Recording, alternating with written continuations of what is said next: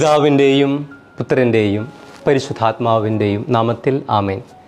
പ്രിയൻ്റെ പ്രാർത്ഥനയിലേക്ക് എല്ലാവർക്കും സ്വാഗതം. നിങ്ങളോടൊപ്പം ചില്ലാകുവാൻ ഞാനിനി അവിടെ ഉണ്ടായിരിക്കില്ല. ഞാനിവിടെ സ്വർഗത്തിൽ ചില്ലിംഗ് ആണ്. Don't worry. ചില്ലിംഗ് എന്ന് പറഞ്ഞാൽ ന്യൂജൻ ഭാഷയിൽ അടിച്ചു പൊളിക്കുക എന്നൊക്കെയാണ് അർത്ഥമാക്കുന്നത്.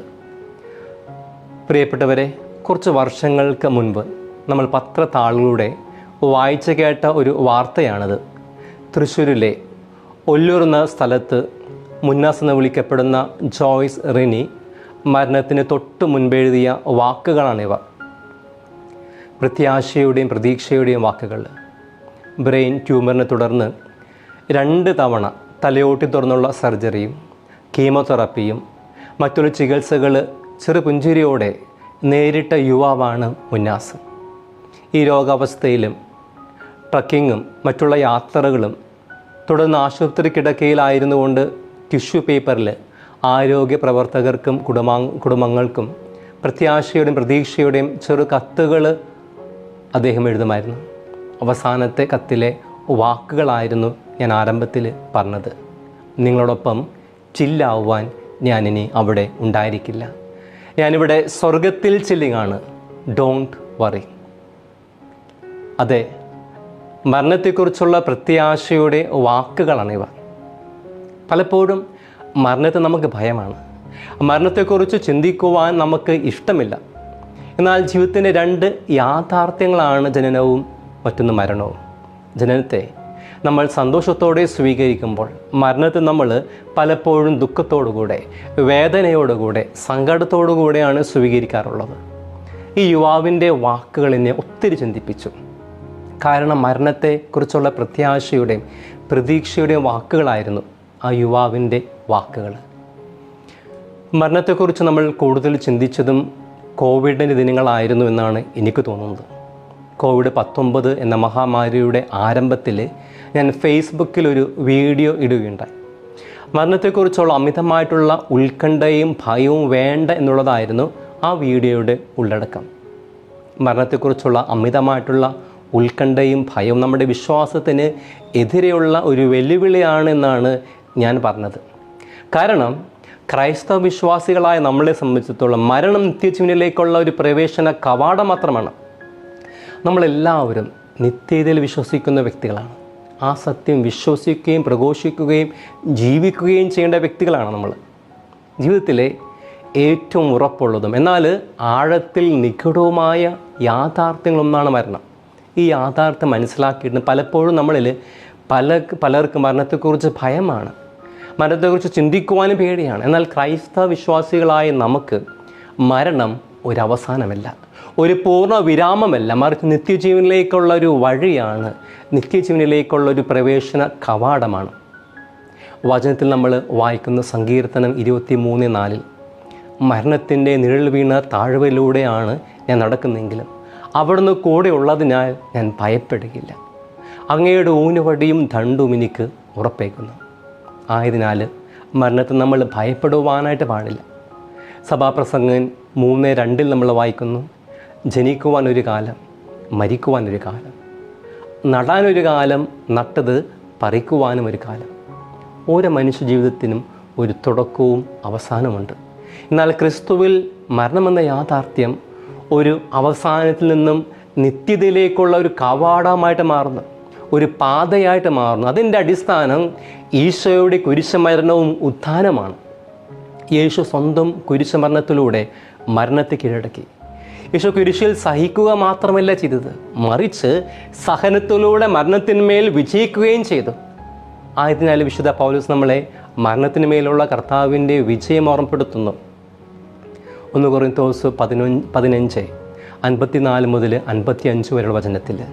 അങ്ങനെ നശ്വരമായത് അനശ്വരതയും മർത്യമായത് അമർത്യതയും പ്രാപിച്ചു കഴിയുമ്പോൾ മരണത്തെ വിജയം ഗ്രഹിച്ചു എന്നെഴുതപ്പെട്ടത് യാഥാർത്ഥ്യമാകും. മരണമേ, നിൻ്റെ വിജയം എവിടെ?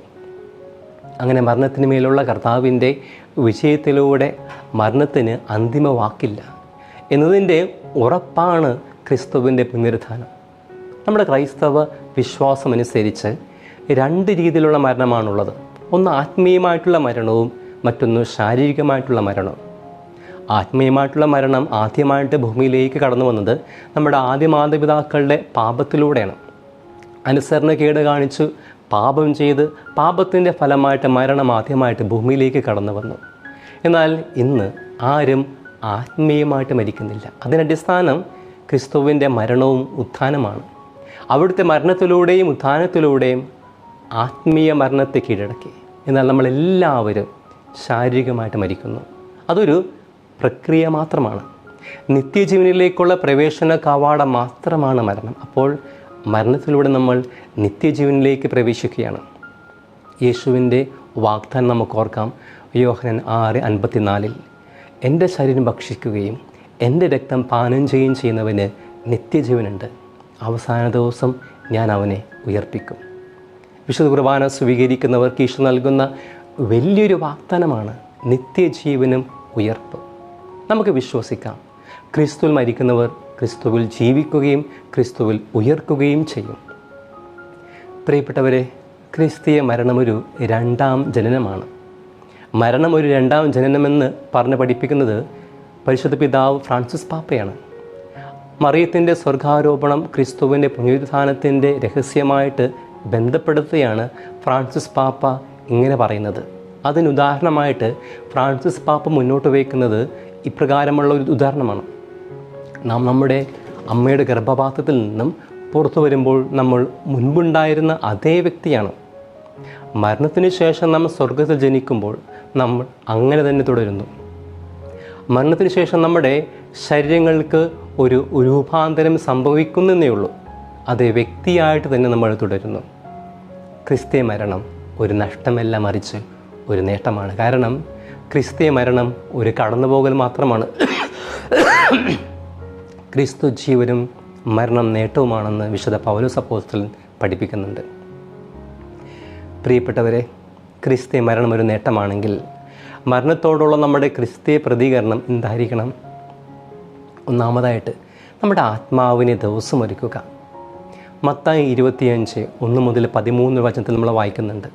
സ്വർഗരാജ്യത്തെക്കുറിച്ച് ഈശോ പറഞ്ഞു വെക്കുന്ന ഉപമയിൽ വെളുക്കമെടുത്ത് മണവാളനെതിരേൽക്കുവാൻ പുറപ്പെട്ട 10 കന്യകമാരെക്കുറിച്ച് പറയുമ്പോൾ അവരിൽ 5 പേര് വിവേകശൂന്യരും 5 പേര് വിവേകവതികളുമായിരുന്നു എന്ന് പറയുന്നുണ്ട്.